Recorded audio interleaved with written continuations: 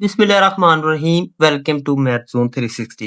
Last video में हमने देखा था मैटलैब क्या होता है, उसका ओवरव्यू किया था, उसकी सेटिंग्स देखी थी, उसमें कुछ रूल्स वगैरह देखे थे और फिर हमने उसको बेसिक से स्टार्ट किया था। तो उसमें फिर हमने कुछ चीजें स्किप भी की थी, जैसे कि how to change font size, style, text, मतलब ये सारा कुछ हमने जो स्किप किया था। और उसमें मैटलैब का थीम कैसे चेंज करते हैं, ये सारा कुछ हमने स्किप किया था। तो अब हम देखते हैं कि how to change text font, text size and text style in a MATLAB. तो हम मैटलैब सॉफ्टवेयर को ओपन करते हैं। तो इसमें आपने क्या करना है, आपको ऊपर टॉप पे एक लाइन शो हो रही है जिसमें है home, plots, app, editor, publish, view. इसके साथ आपको एक सर्च बार का बटन मिलेगा। यहाँ पे आपने सर्च में सर्च करना है फ़ॉन्ट। जब आप फ़ॉन्ट सर्च करेंगे तो आपके पास 2 ऑप्शन आएँगे। फर्स्ट पे आएगा फ़ॉन्ट और सेकंड पे आएगा फ़ॉन्ट साइज़। तो आपने फर्स्ट वाले के ऊपर क्लिक करना है फ़ॉन्ट को। जब आप इसके ऊपर क्लिक करेंगे तो आपके पास इस तरह का इंटरफेस शो होगा। फ़ॉन्ट्स वाला ऑप्शन पे आपने लेफ्ट साइड पे क्लिक करना है, तो फिर आपने राइट साइड पे आ जाना है। यहाँ से आपने अपना फ़ॉन्ट सेलेक्ट कर लेना है, मतलब आप कौन से फ़ॉन्ट मतलब अपने मैटलैब में कोडिंग करना चाहते हैं, ठीक हो गया? उसके बाद आपने यहाँ पे देखना है कि जो आपका टेक्स्ट है वो बोल्ड है, इटैलिक है, बोल्ड और इटैलिक दोनों होना चाहिए, तो वहाँ से आपने एक सिलेक्ट कर लेना है और उसके बाद आपने अपने फ़ॉन्ट का जो है साइज़ वो देख लेना है कि आपने कौन-सा साइज़ रखना है।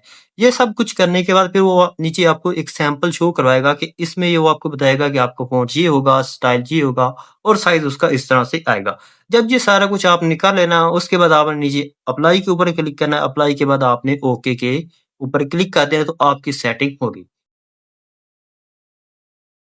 नेक्स्ट हमने इसमें एक और चीज़ देखी थी कि हम इसका थीम कैसे चेंज कर सकते हैं। तो अब थीम चेंज कैसे करना है, बिल्कुल सेम आपने वैसे ही करना है। मैटलैब को ओपन करना है, फ़ॉन्ट सर्च करना है, फर्स्ट फ़ॉन्ट के ऊपर क्लिक करना है, तो इसी फ़ॉन्ट के ऊपर आपको कलर का ऑप्शन मिल रहा है, तो आपने कलर पे क्लिक कर देना है। जब आप फर्स्ट टाइम मतलब इसको ओपन करेंगे तो आपके पास यूँ होगा कि ये जो है ना डेस्कटॉप टूल कलर, इसमें आपके पास यहाँ पे फर्स्ट टाइम जो ब्लैक होगा, अगर आपने इसका मतलब जो थीम है वो आपने डार्क पे करना है तो आपने टेक्स्ट को व्हाइट कर देना है और बैकग्राउंड को आपने ब्लैक कर देना है, ठीक है? बाकी ये सारे जो नीचे कलर्स वगैरह आ रहे हैं, ये सेटिंग आपने सेम रहने देनी है, आपने इनको चेंज नहीं करना। उसके बाद आपने क्या करना है, अप्लाई के ऊपर क्लिक करके देन आपने ओके कर देना, तो आपकी ये सारी सेटिंग मतलब जैसे अब मेरा डार्क है ना, इस तरह इसका थीम डार्क हो जाएगा। ओके, नेक्स्ट हमारे पास है इसके मेन पार्ट्स। इसमें क्या होता है, workspace, current folder, command window, script file या जिसको हम एम फ़ाइल भी बोलते हैं, ये सारी चीज़ें आ जाती हैं।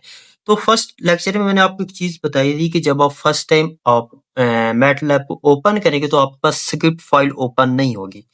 तो ओपन कैसे करनी है, ये सारा कुछ हम देखते हैं। और इसमें यहाँ पे आपको देखिए इसमें 4 पार्ट शो हो रहे हैं। अगर मैं अपना मैटलैब सॉफ्टवेयर को ओपन करूँ तो यहाँ पे मेरे पास 2 पार्ट शो हो रहे हैं। ये मैंने खुद सेटिंग की हुई है, ये आप भी कर सकते हैं। कैसे करते हैं, ये सारा कुछ मैं आपको बताता हूँ।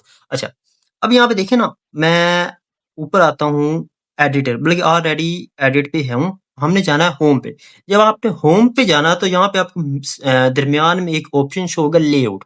आपने लेआउट के ऊपर क्लिक करना है, फिर यहाँ पे आपके पास ऑप्शन शो हो रहेंगे 2 column, 3 column, command window only, मतलब जो आपने सिलेक्ट करना वही होगा।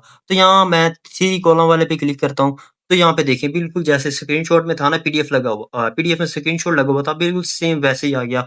अब इधर लेफ्ट साइड पे देखें तो आपके पास करंट फ़ोल्डर शो हो रहा है, राइट साइड पे वर्कस्पेस और दरमियान में टॉप पे स्क्रिप्ट फाइल और नीचे कमांड विंडो, ठीक हो गया?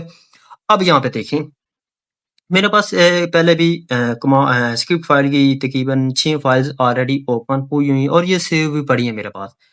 तो अब वो जब आपने मतलब स्क्रिप्ट फ़ाइल या जिसको आप एम फ़ाइल बोलते हैं, ओपन कैसे करनी है? आपने दबाना है कंट्रोल एन दबाना है तो आपके पास एक नई फ़ाइल ओपन हो जाएगी। अगर आपके पास बिल्कुल नहीं है, फर्स्ट टाइम है, तो आपके पास फर्स्ट फ़ाइल ओपन होगी।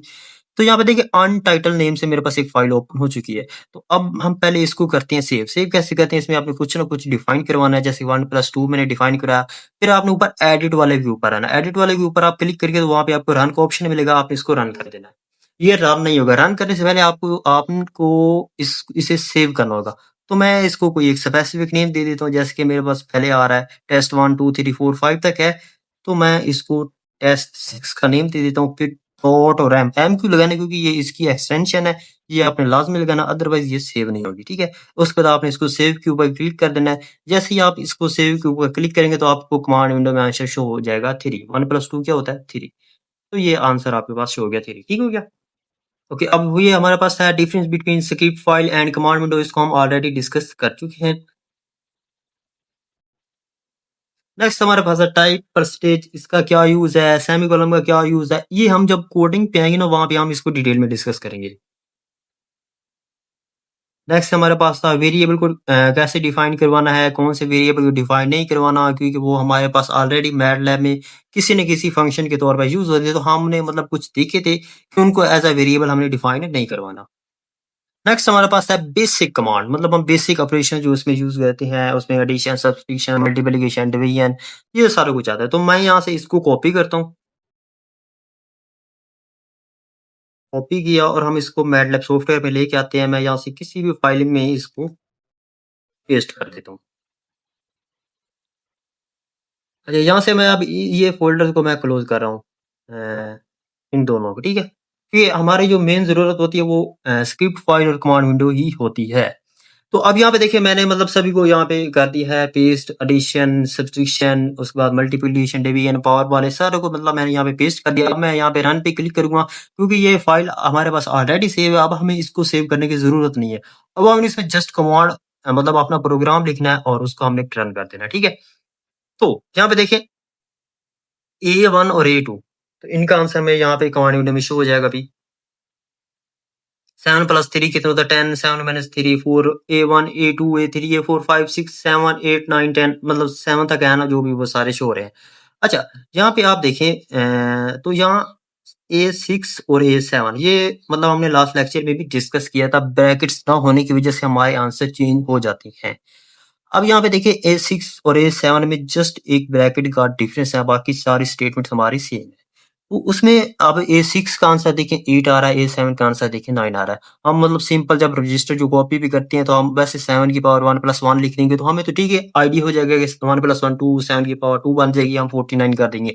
लेकिन मैटलैब ऐसे नहीं करता। मैटलैब को आपने पूरा हर चीज़ 1 बाय 1 मतलब एक-एक स्टेप करके क्लियर करना होता है, तो तब जाके वो उसको अच्छी तरह से समझता है, ठीक है? जैसे अब ए7 में देखिए ब्रैकेट्स लगाई हैं, तो तब उसको आइडिया होगा कि 7 की पावर 1 प्लस 1 है, मतलब 7 की पावर 2 है, तो तब उसने जाके 49 आंसर दिया है। नेक्स्ट हमारे पास प्रैक्टिस क्वेश्चन है, हम इनको पेस्ट करते हैं।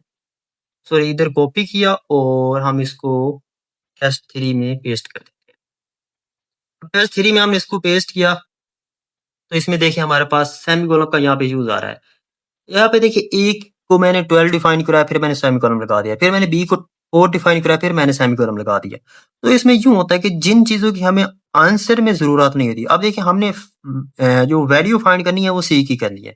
तो अब हम C के आगे सेमीकोलन नहीं लगाएँगे। अगर हम C के आगे सेमीकोलन लगा देंगे जब आपका प्रोग्राम रन होगा, तो मैटलैब आपको C का आंसर नहीं देगा। मतलब हमको जिस चीज़ का आंसर चाहिए होगा उसके आगे हमने सेमीकोलन नहीं लगाना, बाकी सभी के आगे हमने सेमीकोलन लगा देना, ठीक है? तो अब हम इसको रन करते हैं। रन करने से पहले हमने क्या करना है कि जो हमारी कमांड विंडो इसको हमने क्लियर करना है। क्योंकि मेबी ऐसा भी हो सकता है कि फर्स्ट जो प्रोग्राम है आपका उसमें आपने ए, बी से सी कुछ डिफाइन कराया हो, सेकंड प्रोग्राम में भी वही ए, बी, सी को कुछ और डिफाइन कराया हो तो फिर आपके आंसर में मिक्सिंग हो जाएगी। तो हम सबसे पहले सीएलसी डिफाइन कराएँगे, कमांड विंडो को क्लियर करेंगे तो तब हम नेक्स्ट प्रोग्राम को रन करेंगे। अब हम इसको रन करते हैं। ओके। तो यहाँ देखें हमारे पास टेस्ट 3 है, उसमें हमें जस्ट सी की वैल्यू डिफाइन कराई क्योंकि सी को हमने फाइंड करना था, उसके आगे हमने सेमीकोलन नहीं लगाया तो उसने हमें सी की वैल्यू बता दी 18। अगर ए बी के आगे सेमीकोलन ना लगाते तो ए बी की भी उसने वैल्यू डिफाइन करवा देनी थी, लेकिन हमें ए बी की वैल्यू को ऑलरेडी पता है, ए की 12 है, बी की 4 है। तो मतलब इस तरह से हमें जो है ना जितना मिनिमम हो सके ना हमें अपना जो आंसर है उसको कमांड विंडो में लेके आने के लिए तो आपने ट्राई करना है कि आपको जिस चीज़ की ज़रूरत हो उसके आगे सेमीकोलन नहीं लगाना, बाकी सभी के आगे सेमीकोलन लगा देना है। अब यहाँ पे देखिए B1 और B2 भी हमारे पास वैल्यू शो हो रही है। B1 की 5 है और B2 की 11 है। तो देखिए B1 और B2 की स्टेटमेंट बिल्कुल सेम है। बस एक ब्रैकेट्स की वज़ह से वो मतलब उसका आंसर बिल्कुल मतलब चेंज हो गया। अब यहाँ पे देखिए मैटलैब इसको कैसे रीड कर रहा है, इस चीज़ को देखिए। 27 की पावर 1/3 और यहाँ पे मैटलैब इसको ऐसे रीड कर रहा है कि 27 की पावर जस्ट 1 है और फिर वो 27 की पावर 1 जो है वो 3 भी डिवाइड हो रही है। तो ये आपने ब्रैकेट्स का यहाँ पे बहुत ज़्यादा ख्याल रखना होगा। ओके, नेक्स्ट हमारे पास है एलिमेंट्री फंक्शन, बेसिक फंक्शन होते हैं ये जैसे कि स्क्वायर रूट हो गया, एक्सपोनेंशियल, एब्सोल्यूट, लोगरिथमिक और फैक्टोरियल और रिमाइंडर वगैरह ये सारा कुछ हमने लास्ट में भी देखा था। चलो अब हम इधर इसको कोडिंग को कॉपी करते हैं और उधर पेस्ट कर देते हैं। हम इसको टेस्ट 4 में पेस्ट करते हैं और उसके बाद सबसे पहले हमें एक और काम जो लाज़मी करना होगा, स्क्रीन क्लियर करनी है, ठीक है? तो अब हम इसको रन करेंगे तो अब हमारी जो कमांड विंडो में ये सारे इसके आंसर शो हो जाएँगे, C1, C2 जो भी मतलब आपने डिफाइन करवाए हुए। तो C1 को हम देखते हैं पहले कमांड विंडो में अगर आप देखिएगा तो यहाँ पे आपके पास C1 जो कि स्क्वायर रूट ऑफ 81 का होता है वो 9 ही होता है। अब यहाँ पे हाँ, ऐसा भी कर सकते हैं कि 81 की पावर 1/2 कर दें तो फिर भी 9 आएगा। ई की पावर 7 EXP 7 का मतलब है ई की पावर 7 तो ई की पावर 7 का आंसर हमारे पास 1.099 ई प्लस 03 आ जाएगा। एब्सोल्यूट 24 का एब्सोल्यूट लेंगे तो प्लस 24 आ जाएगा। फिर लॉग 1 की वैल्यू 0 है, लॉग उसकी बेस 10 है अगर तो 1000 है, तो ये 6 है तो इसकी वैल्यू 3 आ जाएगी। फिर 7 फैक्टोरियल 7 वो आएगा हमारे पास 50, 40 और उसके बाद हमारे पास ये कमांड थी एक्चुअली रिमाइंडर फाइंड करने के लिए थी। मतलब 13 को अंदर 13 को हमने डिवाइड करना है 5 पे तो हमारे पास रिमाइंडर क्या आएगा? तो ये 3 हमारे पास इस तरह से रिमाइंडर आ गया। ओके नेक्स्ट हमारे पास है ट्रिग्नोमेट्रिक फंक्शन तो हम इसमें इसको कॉपी करते हैं और इसको हम मैटलैब में डिफाइन करवाते हैं। यहाँ से मैं इसको कॉपी करता हूँ और इसको मैं टेक्स्ट टेस्ट6 फाइल में मैं इसको पेस्ट करता हूँ। तो यहाँ पे हमने देखा था कि अगर हम डी लगा दें तो वो मैटलैब इसको ऐसे रीड करेगा कि ये डिग्री में है। अगर स्टार्ट में ए लगा देंगे वो इसको यूँ समझेगा कि ये इनवर्स ट्रिग्नोमेट्रिक फंक्शन है। ए कॉस डी का मतलब क्या है कि फंक्शन डिग्री में है और कॉस इनवर्स है, ठीक है? तो हम इसको रन करते हैं। तो यहाँ पे हमारे पास D1, D2, 3, 4 हमने डिफाइन करवाया हुआ था, तो D1 की वैल्यूज़ हमारे पास आ रही है 0.5, D2 की 0.5774, D3 की आ रही है 0.0167 और D4 की हमारे पास वैल्यू आ रही है 0.000 अब नेक्स्ट हमारे पास इसमें था एक एग्ज़ाम्पल थी कि उसमें हमने x को 1 डिफाइन करवाया हुआ था, सॉरी x1 को p डिफाइन करवाया था और नीचे हमारे पास आ रही है x square plus sin square plus cos square जो कि ट्रिग्नोमेट्रिक आइडेंटिटी है। अब यहाँ पे देखते हैं कि क्या मैटलैब इसको 1 आंसर देता है या नहीं। तो हम यहाँ पे इसको करेंगे p और फिर मैटलैब में इसको पेस्ट कर देंगे, ठीक है। तो अच्छा यहाँ पे जब अब देखिए एक मिस्टेक हो रही है यहाँ पे। हमने एक और चीज़ देखी थी कि जो मैटलैब है ना ये केस सेंसिटिव है। केस सेंसिटिव मतलब इसमें आपने अगर किसी वेरिएबल को कैपिटल में डिफाइन करवाया ना तो अब आपने नेक्स्ट किसी लाइन में उसी को यूज़ करना है तो आपने कैपिटल में ही लिखना है। अब वहाँ से मैंने कॉपी किया यहाँ पे पेस्ट किया वहाँ पे मैंने एक्स जो है आई थिंक सभी कैपिटल ही लिए हुए थे। चलो अगेन देख लेते हैं। हाँ, अच्छा यहाँ पे मिस्टेक है क्योंकि यहाँ पे मैंने एक्स को कैपिटल डिफाइन करवाया हुआ है, लेकिन नीचे वाली लाइन में एक्स को स्मॉल डिफाइन करवा तो ये मिस्टेक है। तो आपने भी इसको देख लेना है मतलब इसको ऐसे मिस्टेक नहीं करनी। अब वो यहाँ पे मैं इसको रन करूँगा ना, तो ये हमें इसका एरर देगा। एरर क्यों देगा? क्योंकि मैंने एक्स की वैल्यू जो है एक्स कैपिटल के तौर पे डिफाइन करवाई हुई है और नीचे मैं यूज़ जो कर रहा हूँ वो स्मॉल एक्स के तौर पर कर रहा हूँ। मैं इसको रन करूँगा एरर आ जाएगा। क्यों? क्योंकि वो यहाँ पे कह रहा है कि हमें जो एक्स है ना स्मॉल इसका आइडिया नहीं है कि या क्या चीज़ है। तो मैं इस एक्स को जहाँ पे स्मॉल कर दूँगा तो ये हमारे पास रन हो जाएगा। ये देखिए उसने हमें E1 की वैल्यू 1 दे दी क्योंकि ये sin square plus cos square ये ट्रिग्नोमेट्रिक आइडेंटिटी है और इसकी वैल्यू 1 ही होती है। और नेक्स्ट हमारे पास है जो प्रैक्टिस क्वेश्चन 2 है इसमें भी सेम वही है कि यहाँ पे हमने जस्ट x को चेंज किया x2 को। यहाँ पे भी एक मिस्टेक है कि यहाँ पे x को कैपिटल डिफाइन करवाया हुआ और यहाँ पे स्मॉल। तो ये आपने थोड़ा देख लेना है। इसमें हमारे पास प्रैक्टिस क्वेश्चन है, इनको आपने ट्राई करना जो कि बिल्कुल ईज़ी से हैं। लास्ट लेक्चर में भी आपको बताया था, आपने जस्ट एक बार इनको गौर से देखना है। कुछ भी मुश्किल नहीं है, आप स कहेंगे कि इसमें इंटीग्रेशन कहाँ से आ गई ये जो पिक्चर्स हैं ये कहाँ से आ गई, हमने तो ये कुछ किया ही नहीं है। एक बार आपने इसको रीड करना है और आपको मतलब बिल्कुल क्वेश्चन की नोयत की समझ आ जाएगी, कुछ टफ नहीं है, बिल्कुल ईज़ी है।